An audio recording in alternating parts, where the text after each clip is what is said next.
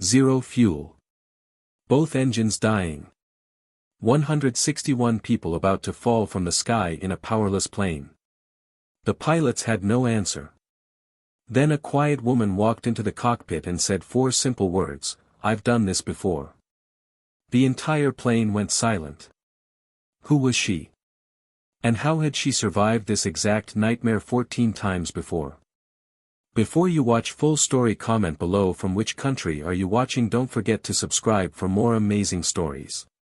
It was September 15, 2009. A Tuesday afternoon. Rain poured down over Seattle as Flight 847 prepared for takeoff. This was supposed to be easy. A short 90-minute flight from Seattle to San Francisco. The kind of trip thousands of people took every single week. Nothing special. Nothing dangerous. Inside the plane, 161 passengers settled into their seats. Some read books. Others slept with their heads tilted at uncomfortable angles. A few stared nervously at the storm outside. The flight attendants walked through the aisles. They collected trash. They offered drinks to nervous passengers who thought alcohol might calm their fears about the weather. Nobody on Flight 847 knew that this normal flight was about to become a nightmare. Nobody knew that within minutes, their lives would depend on split-second decisions and expertise from the most unexpected person. Among the passengers sat Maya Rodriguez. She was in her late 40s with graying hair pulled back in a simple ponytail. She wore faded jeans and an old University of Washington sweatshirt. She looked like any other passenger. Maybe returning from a business trip. Maybe visiting family. Her hands rested calmly in her lap as she looked out the rain-covered window. She watched the gray clouds roll past. There was something peaceful about her. A strange stillness. It was different from the other passengers around her who shifted constantly, checked their watches, and complained about the turbulence. Maya sat in seat 23C. A middle seat. The worst seat on any plane. The flight from Seattle to San Francisco should have been routine. A quick hop down the coast. Barely 90 minutes in the air. Thousands of planes flew this route every week without any problems. But as the plane began descending toward San Francisco, something changed. Maya felt it before she heard it. A small shift in the engine sound. A hesitation in the steady hum that had played for the past hour. Her trained ear caught it instantly. A wrong note in a symphony of mechanical sounds. The man beside her in seat 23B, a heavy businessman, didn't even look up from his laptop. The woman across the aisle kept flipping through her magazine. They noticed nothing. But Maya's body tensed. Every nerve suddenly alert. Years of training told her something was wrong. Very wrong. Then the captain's voice came over the intercom. The careful control in his tone told Maya everything she needed to know. This was bad. This was very, very bad. Ladies and gentlemen, this is Captain Marcus Chin speaking from the flight deck. He paused. The silence stretched too long. We're experiencing a fuel system problem. We're working with air traffic control to coordinate an emergency landing at the nearest airport. Flight attendants, please prepare the cabin for emergency landing procedures immediately. The word problem was doing a lot of work. Maya knew this. It was the kind of careful language pilots used when they needed to warn people without causing panic. Though it usually had the opposite effect. Around her, the cabin erupted into controlled chaos. A woman 3 rows ahead began crying.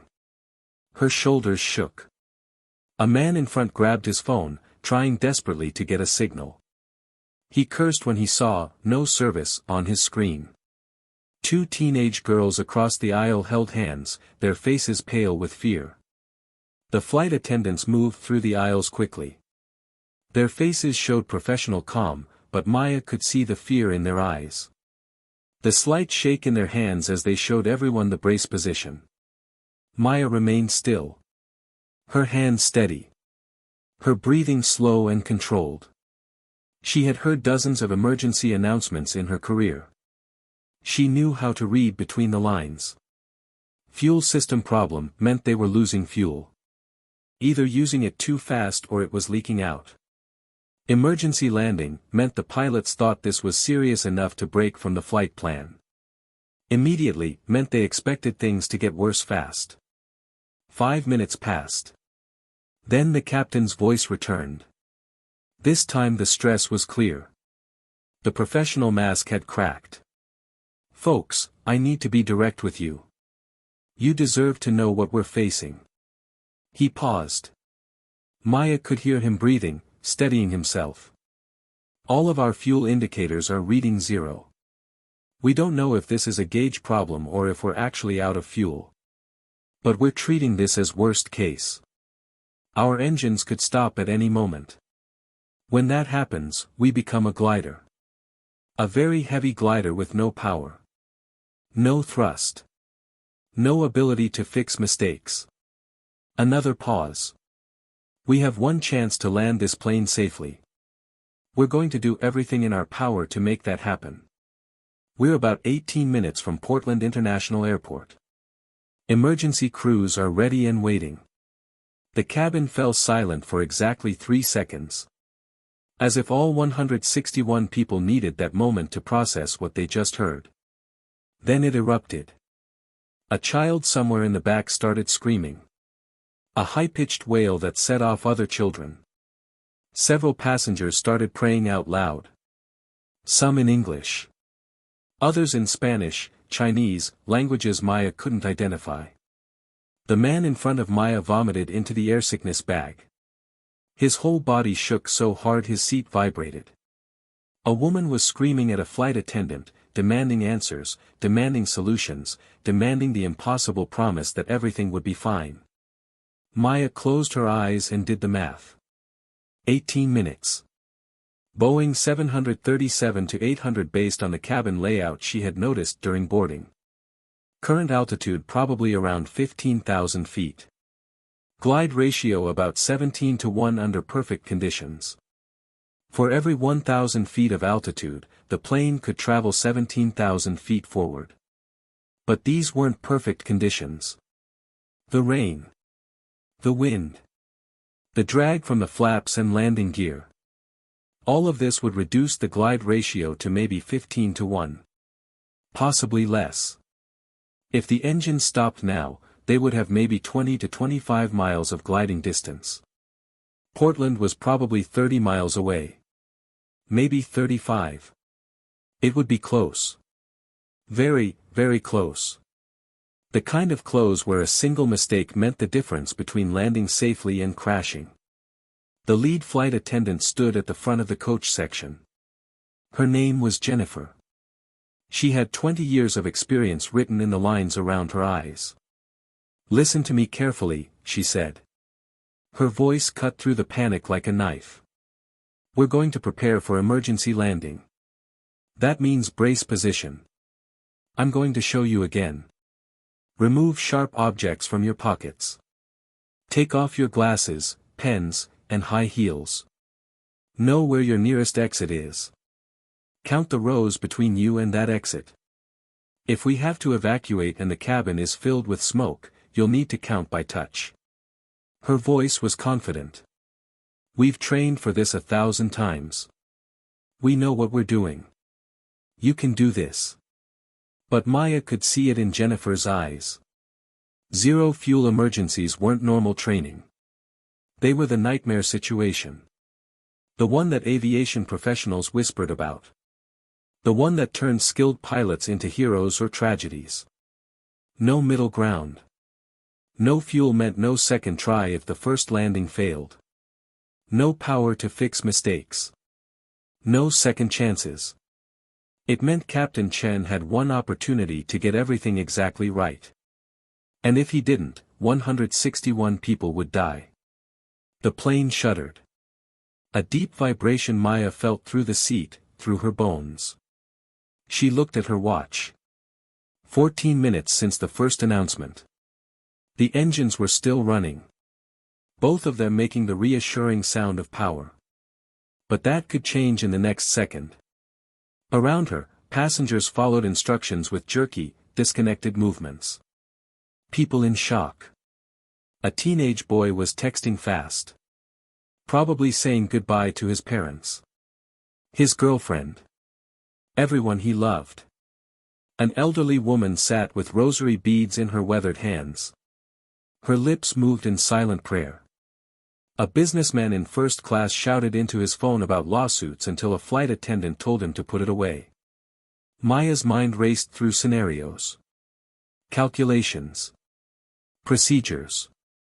She knew what the pilots were doing up front. They were talking to air traffic control.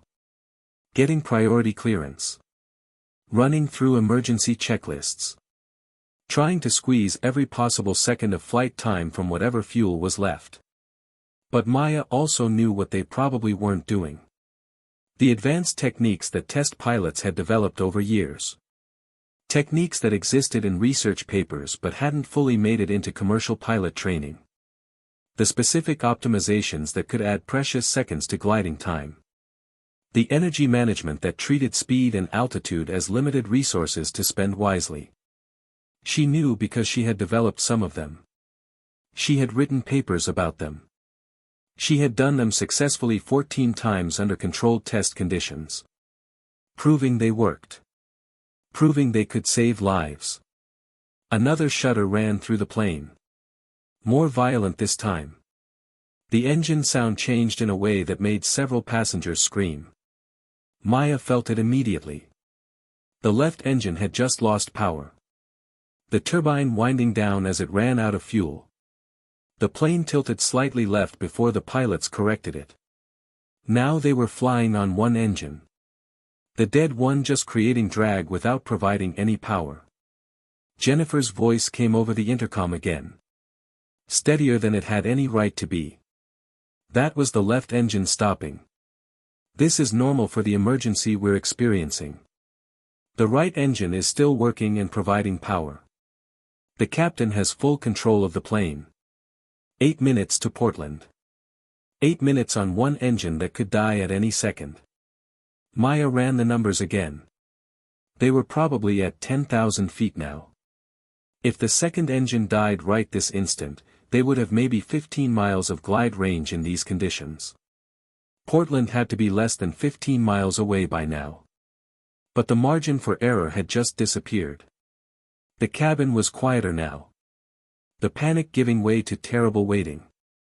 Some passengers sat in brace position even though it was far too early. Others wept openly. A few sat with eerie calm, having moved past fear into acceptance. Maya thought about her daughter Sophia. Graduating from college next spring. Her son Michael. Starting his first job in Denver. Her ex-husband David, who never understood why she walked away from test flying 7 years ago. She thought about all the conversations she might never have. The grandchildren she might never meet. And she thought about the 14 times she had done exactly what these pilots were trying to do now. Bringing a plane with no fuel to a safe landing. Those 14 times had been under test conditions. Controlled environments. Empty planes with just test pilots willing to risk their own lives. Safety planes flying alongside with cameras. Emergency crews positioned exactly where needed. Clear weather or weather deliberately chosen to test specific things. Everything designed for success. This was different. This was 161 lives depending on pilots who trained for this in simulators but never experienced it with real people. Real weather. Real consequences. The right engine coughed. A sound Maya felt more than heard. Maya's decision crystallized in that instant. She unbuckled her seatbelt and stood. Moving toward the front of the cabin with steady purpose. A flight attendant immediately stopped her. A young woman whose name tag read, Sarah. "Ma'am, you need to sit down and fasten your seatbelt. We're in an emergency." "I need to speak to the captain," Maya said quietly. "About the fuel situation. I have information that could help." "Everyone's scared, ma'am." But the pilots are handling it. They're trained professionals. I'm a former test pilot, Maya interrupted, keeping her voice calm. I've done 14 zero-fuel landings during experimental operations. I know techniques that could improve the captain's chances. I can help. Sarah's expression shifted from irritation to confusion to desperate hope. Jennifer, she called. Jennifer, you need to hear this. Jennifer approached quickly. Skepticism on her face. 20 years of dealing with panicked passengers made her doubt anything that sounded too good to be true. Behind Maya, several passengers noticed the commotion. They craned their necks to see. Murmuring to each other. Ma'am, I understand you're frightened, but... I'm not frightened, Maya interrupted. The absolute calm in her voice made Jennifer pause. I'm qualified. My name is Maya Rodriguez. I spent 12 years as a test pilot for Boeing. Working on the 737 program.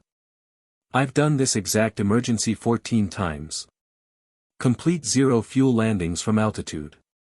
I know techniques that could improve your pilot's chances. Jennifer studied her for a long moment. Training fighting against desperate circumstances. The plane shuddered again. The right engine was running rough. Probably seconds from failure. What's your glide ratio? Jennifer asked suddenly. Testing her. Boeing 737-800, clean configuration, 17-1 in ideal conditions, Maya answered without hesitation. But in this weather, with the drag from the dead engine, with rain and turbulence, you're looking at closer to 15-1. That means for every 1,000 feet of altitude, we get 15,000 feet forward.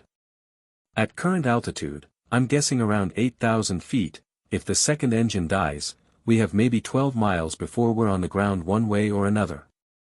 Jennifer's eyes widened. She grabbed the intercom with shaking hands. Captain, we have a passenger who needs to come to the flight deck immediately. She says she's a test pilot with experience in zero-fuel emergencies. Static crackled. Then the captain's voice, tight with stress. Jennifer, we don't have time for. Sir, Jennifer interrupted. Something she had probably never done in 20 years. She just quoted our exact glide ratio and current limitations with technical precision. She knows things passengers don't know. I think you need to hear her. A pause that felt eternal. Send her up. Now. Maya moved toward the cockpit. Aware of every eye following her. Aware of the whispered speculation spreading through the rows. The cockpit door opened. She stepped into organized chaos lit by instrument lights and warning signals. Captain Marcus Chen, a man in his 50s with silver-streaked dark hair, glanced back with barely controlled frustration. His hands never left the controls. The first officer, younger, maybe mid-30s, worked the radio with one hand while managing engine controls with the other. You've got 30 seconds before I ask you to leave, Captain Chen said, not taking his eyes off the instruments. We're 7 minutes from Portland with one engine about to quit. Every second counts. Maya looked at the instruments. Taking in altitude, airspeed, descent rate, position in one comprehensive glance. She could see the approach they had planned. Good decisions. Professional decisions. By-the-book decisions that would probably work if everything went perfectly. But, probably, wasn't good enough. I've done this before, she said quietly. 4 words. Simple. Direct. Absolute. The captain's hand stilled on the controls for just a fraction of a second. The first officer turned to look at her fully. His eyes widening. The entire cockpit went silent except for the struggling engine and radio chatter. I'm Maya Rodriguez. Former test pilot for Boeing. 12 years on the 737 program. I've done 14 zero-fuel landings during experimental operations and certification testing. I helped develop some of the procedures you're following right now. I know what works in simulators and what works when you're managing a dead stick approach in weather with lives depending on you. She paused. I can help you optimize this approach. The captain stared at her. His expression shifting from irritation to shock to desperate calculation. 14 times. You've actually done this 14 times.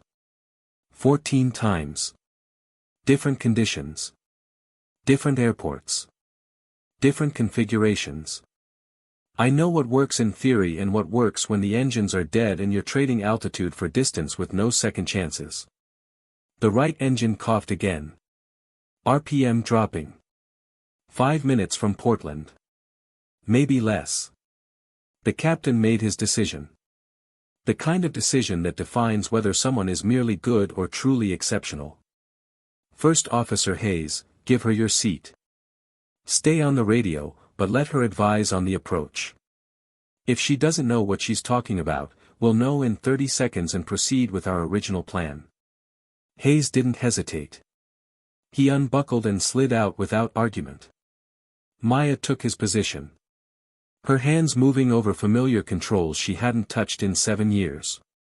Muscle memory returning instantly. She scanned the instruments with practiced efficiency. Your current approach is textbook perfect for normal conditions, she said. But there are optimizations for zero fuel that make the difference. You're planning for runway 10R. Affirmative. Longest runway. Straight-in approach. Emergency equipment positioned. Good choice. But you're flying too fast right now. She glanced at the airspeed indicator. 155 knots. That's eating your glide range. We need to be at best glide speed for this weight and configuration. 140 knots exactly. If I slow down, I risk stalling, especially when the second engine quits. Trust me, Maya said. Something in her voice made him listen. I've done the math 14 times. I've tested it. Proven it. 140 knots gives you maximum lift-to-drag ratio for this aircraft. You'll actually extend your range by slowing down. The physics don't lie. The captain hesitated for only a second. Then began bleeding off speed. As they slowed to 140 knots, the descent rate decreased from 800 feet per minute to 650 feet per minute. They were losing altitude more slowly. Stretching their glide. Buying precious seconds. Hayes, Maya said to the first officer standing behind them. Tell Portland Tower we need emergency vehicles positioned at the approach end of runway 10R. Not the standard midfield position. If we come up short even by 100 feet, we want them right there. Hayes relayed the information. The tower acknowledged quickly. The right engine shuddered violently. The captain's hand moved instinctively toward the throttle, trying to stabilize it. Maya shook her head firmly. Let it die clean. Don't try to save it. When it stops, the propeller will windmill. That's massive drag that kills our glide ratio.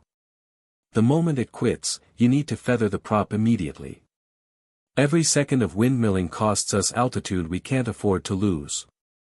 Feathering means we definitely can't restart. There's nothing left to restart with, Maya said gently but firmly. The fuel is gone.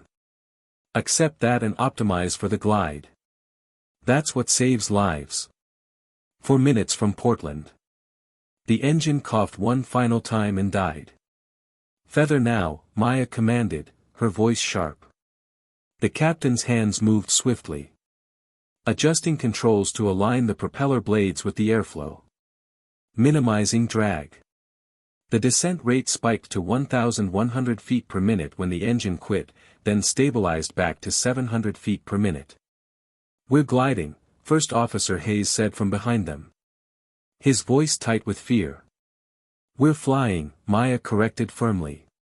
A glider is still an aircraft. It still obeys physics. It still responds to controls. We're not falling. We're flying without engines. There's a difference. She turned to the captain. You need to raise the nose slightly. Maintain 140 precisely.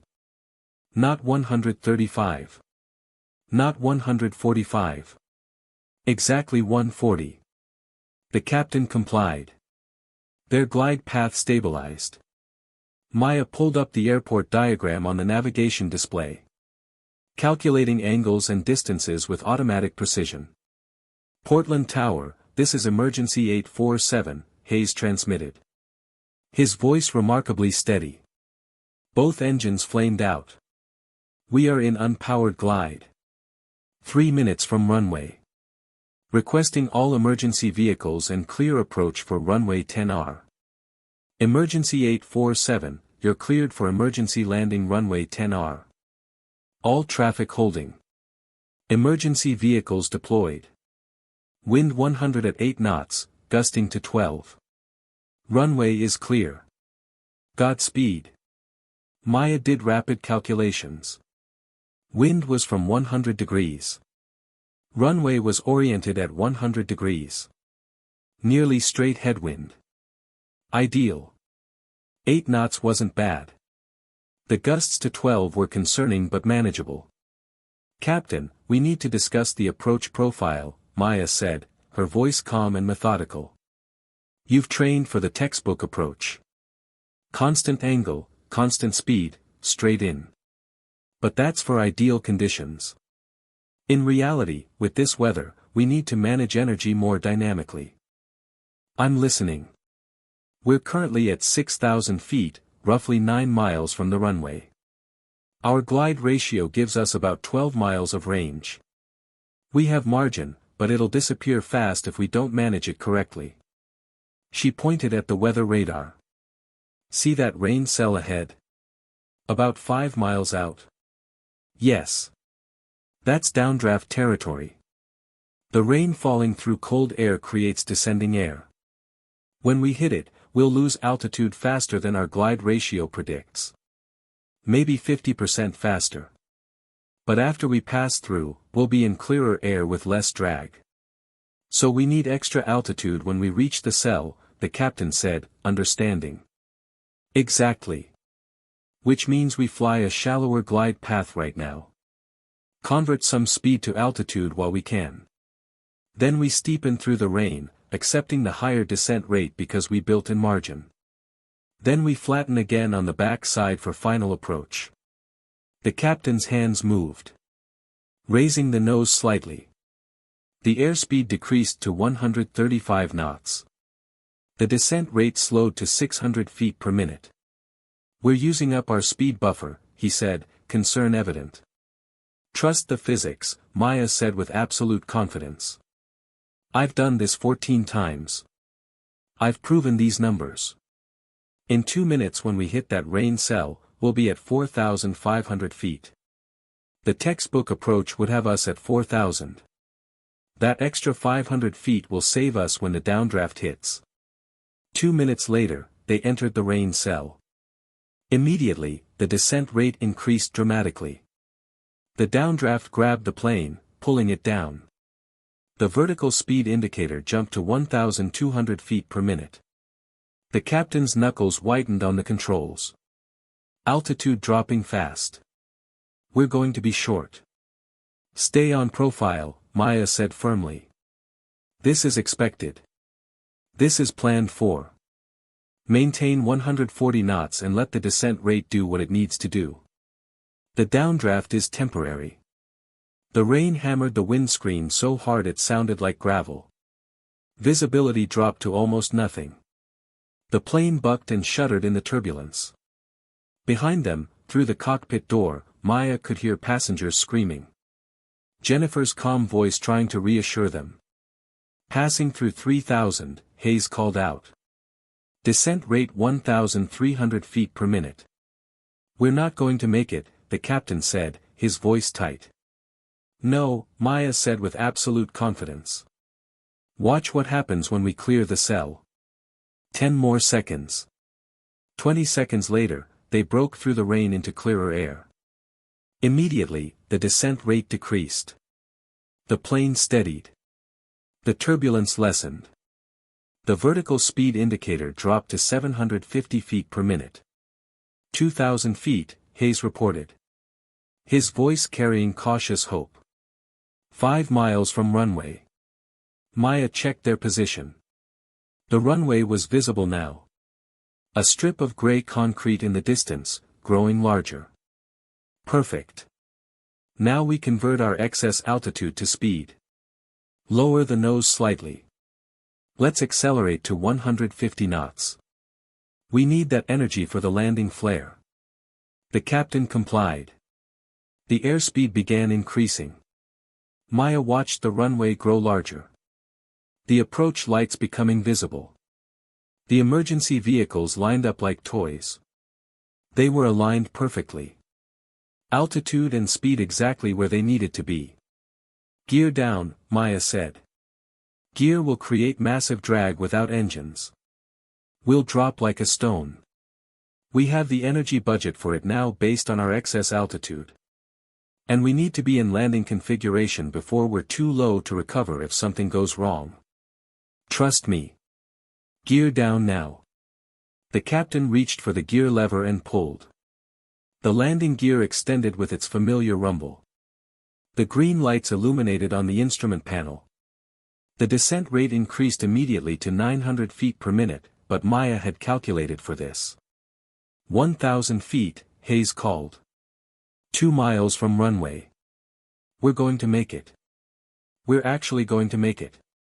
Don't celebrate yet, Maya said. This is where it gets technical. Captain, too high and we land long, potentially running off the runway. Too low and we crash short.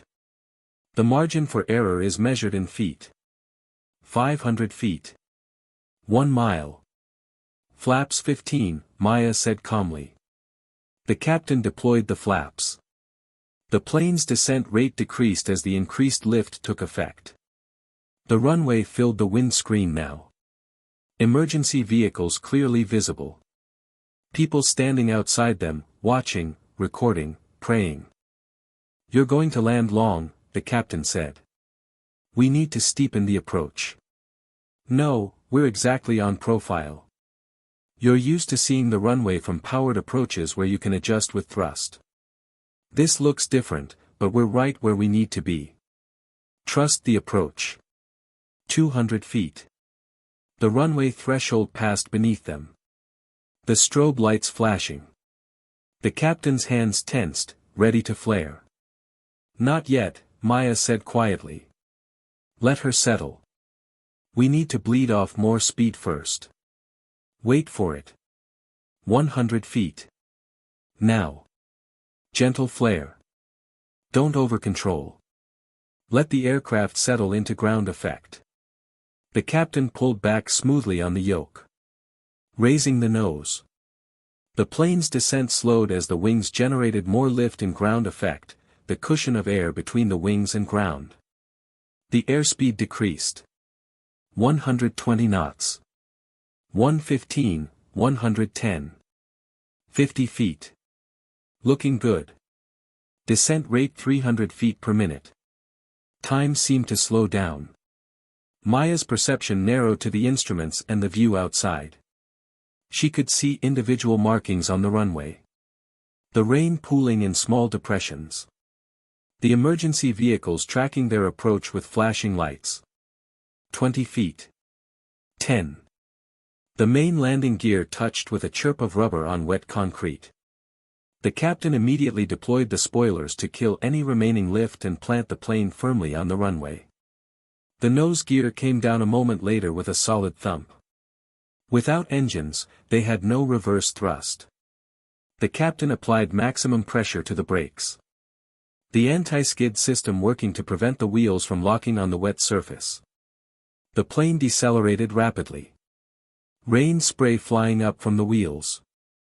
The deceleration pressing them forward against their seatbelts. Maya watched the runway distance markers flash past. 3,000 feet remaining. 2,000. 1,000. They came to a complete stop with 800 feet of runway remaining. For a moment, nobody in the cockpit moved.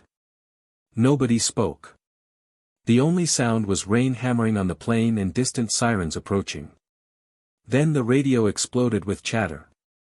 Emergency vehicles requesting permission to approach. Tower asking for status. Other aircraft asking if they witnessed what they thought they witnessed. The captain sat back in his seat. His hands shaking slightly as he released the controls for the first time in 20 minutes.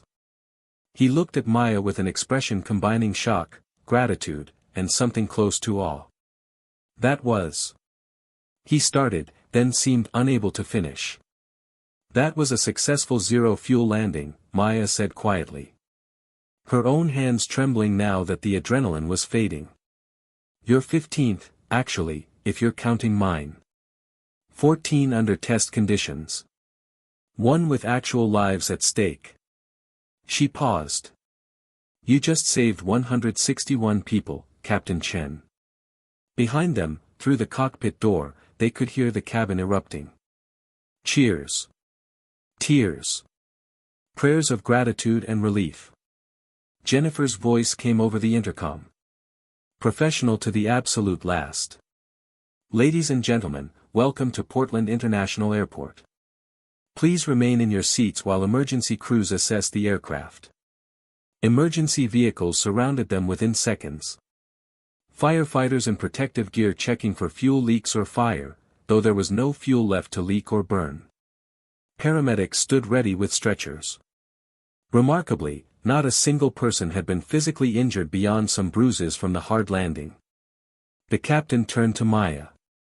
His voice rough with emotion he no longer tried to hide. I don't know how to thank you. I've been flying for 28 years. I've never faced anything like this. I've never even heard of anything like this outside of training scenarios we all hope never become real. You don't need to thank me, Maya said, meaning it. You did the hard part. You kept that plane controlled. You trusted someone you'd never met when every instinct probably told you not to. You executed perfectly under impossible pressure. That takes skill and courage that no amount of test flying can teach. Hayes looked at her with undisguised curiosity. Ma'am, if you don't mind me asking, why were you sitting in coach? Why didn't you say something earlier? Maya smiled faintly. Because I'm not a commercial pilot anymore. I haven't been for 7 years. I'm just a consultant who happened to be on her way to visit her daughter at Berkeley. I was just another passenger until the moment you needed me to be something else. The emergency door opened. Officials began boarding. FAA inspectors with clipboards. Airline representatives. Airport security. The captain stood and extended his hand to Maya. Shaking it firmly. Holding it perhaps a moment longer than necessary. The FAA is going to want to talk to you extensively. The airline too. Probably every aviation news outlet in the country once word gets out. I know. It's fine. I've dealt with post-flight debriefs before. Though never under circumstances quite like this. She paused. But first, I need to call my daughter and tell her I'm going to be a little late for dinner. As Maya moved toward the exit, passengers began to realize who she was. Word spreading through the cabin like wildfire. The teenage boy who had been texting goodbyes stared at her with tears streaming down his face. The elderly woman with rosary beads touched Maya's arm as she passed. Whispering blessings in Spanish. The businessman who had been shouting about lawsuits stood and extended his hand in silent gratitude. A young mother holding a sleeping infant mouthed, "Thank you," with such intensity that Maya had to look away before her own emotions overwhelmed her. Jennifer met her at the door. Her professional composure finally cracking slightly. The passengers are saying you're the woman who saved us. That you're some kind of miracle pilot. I'm not a miracle, Maya said, shaking her head. I'm just someone who's done this before. Someone who happened to be in the right place at the right time with the right experience. But even as she said it, she wondered. What were the odds? What were the chances that on this specific flight, facing this specific emergency, there would be a passenger who had not only experienced this exact scenario but had pioneered the techniques that made survival possible? The debriefing took hours, stretching into the evening and then the night. FAA investigators wanted every detail. Her background, her credentials, her experience, the specific techniques she employed, the decisions she made and why, the optimizations she suggested and how she knew they would work. The captain and first officer confirmed everything. Their respect for her evident in every word. The airline's CEO flew in personally from San Francisco within hours. He arrived with executives, lawyers, and PR professionals. He offered Maya everything. Lifetime flight benefits. A substantial consulting position. Compensation that made her blink in surprise. She politely declined most of it, accepting only a promise that the airline would implement her recommended training protocols for zero-fuel emergencies. The media descended with cameras and microphones and endless questions, wanting to know about the woman who stepped out of anonymity to save 161 lives. Maya gave a brief statement but refused extended interviews. Uncomfortable with attention. More interested in getting home than becoming a public figure. But what affected Maya most deeply was a quiet conversation she had with Captain Marcus Chen 3 days later. They met for coffee in downtown Portland. Away from airports and media. Two pilots who had shared an experience most aviators would never face. "I've been thinking about what happened up there," he said, stirring his coffee absently. "About those 4 words you said. I've done this before. About what it meant that you'd lived through this 14 times while we were facing it for the first time." "Every emergency is the first time for someone," Maya said thoughtfully. "But that's exactly what's been haunting me," Marcus continued. "Test pilots like you, you're the ones who go first. You figure out what works and what doesn't. What kills people and what saves them. You write the procedures so operational pilots like me have a fighting chance when the impossible becomes reality." Maya was quiet for a long moment. "I never thought about it that way. It was just the job." "It was never just the job," Marcus said intensely. "Every procedure I followed up there, every technique you suggested, someone developed those. Someone tested them.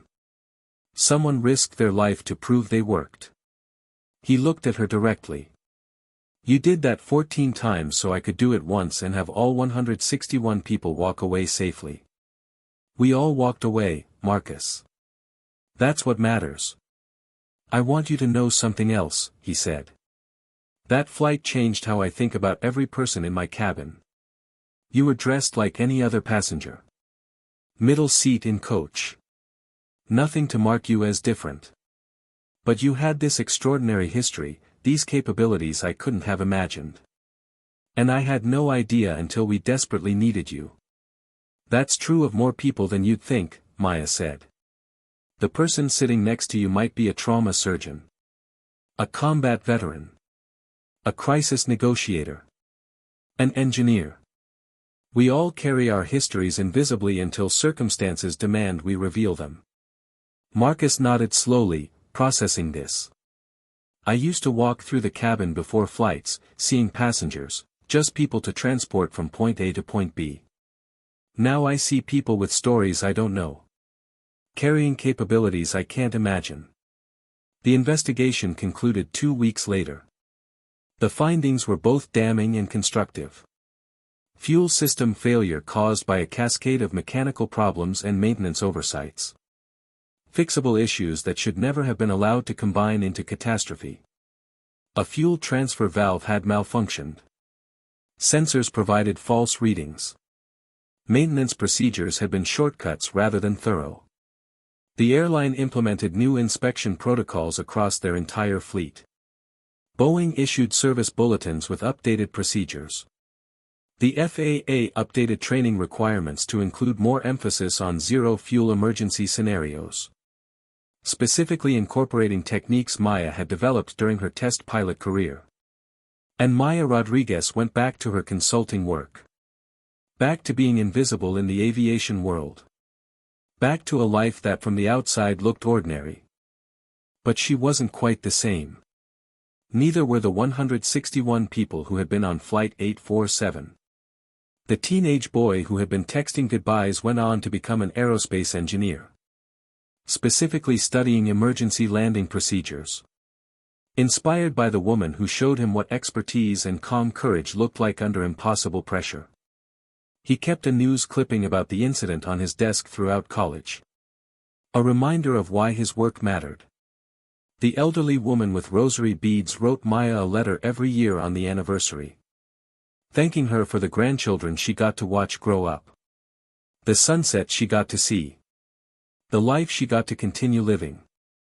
Maya kept every letter in a box, reading them when she needed reminding of why her years as a test pilot had mattered. Marcus Chen kept Maya's business card in his flight case, tucked into a pocket where he could see it every time he prepared for a flight. A reminder that admitting you need help isn't weakness.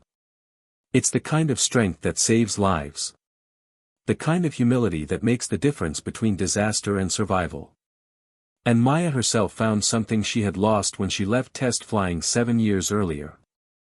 The certainty that all those hours of dangerous, difficult work had mattered. That the 14 times she had done something most people thought impossible had prepared her for the 15th time, when it was no longer a test but a desperate necessity with 161 lives hanging in the balance. Sometimes late at night when she couldn't sleep, Maya thought about those 4 words. I've done this before. About how the simplest statements can carry the most weight. Can change everything in an instant. Can transform terror into hope and desperation into coordinated action. About how experience isn't just knowledge accumulated over time. It's the confidence to act when action matters most. When hesitation means death and decisiveness means survival. She thought about sitting quietly in seat 23C. Looking like any other middle-aged passenger in jeans and a faded sweatshirt.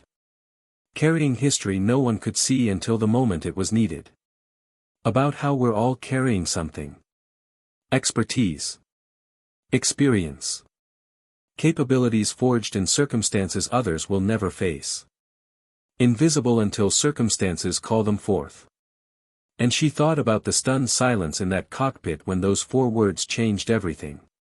When a zero-fuel emergency transformed from desperate crisis into managed emergency because someone in the cabin had lived through this exact scenario 14 times before. The news coverage eventually faded. The interviews stopped. The recognition became a footnote in aviation history textbooks. The commercial flight saved by a test pilot passenger who pioneered the procedures used in her own rescue. But for Maya Rodriguez, the meaning went deeper than headlines or recognition. She had spent 14 times learning how to bring an aircraft safely to ground with no fuel. No power.